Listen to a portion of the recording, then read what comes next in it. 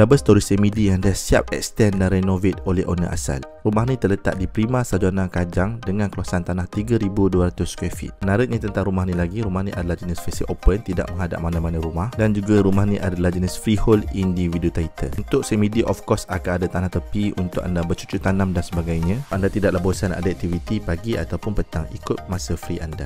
Dan seterusnya saya akan bawa anda masuk ke dalam rumah. Macam saya bagi tahu awal tadi, rumah ni owner dah siap renovate dan juga extend di bahagian tepi sikit dan menjadikan ruang tamu dia besar, luas dan selesa. Anggaran kawasan binaan dia dalam 3,085 square feet. Bagi saya memang cukup selesa dan luas. Dan yang paling bestnya, untuk bilik dekat bawah ni kita boleh jadikan sebagai bilik tetamu dan bilik ni sangat luas bagi saya. Seterusnya kita akan ke ruang dapur untuk rumah ni. Dah siap kitchen cabinet, tabletop, island dan sebagainya. Atau anda boleh je ubah sesuai ikut cita rasa anda sendiri. Dan kita ke level 2. Untuk level 2 disediakan sekali dengan family area, dan untuk level 2 ni juga ada lagi 4 bilik dan juga 4 bilik air. Dan total bilik dalam rumah ni ada 6 bilik dan juga 5 bilik air. Dan setiap bilik dekat level atas ni akan ada bilik air dia sendiri. So tak perlu nak pening, tak perlu nak bergaduh. Rumah ni memang sangat sesuai untuk family yang besar. Untuk harga dan detail saya akan share di bawah. Apa pendapat anda tentang rumah ni? Berbala atau tidak untuk anda dan juga family anda?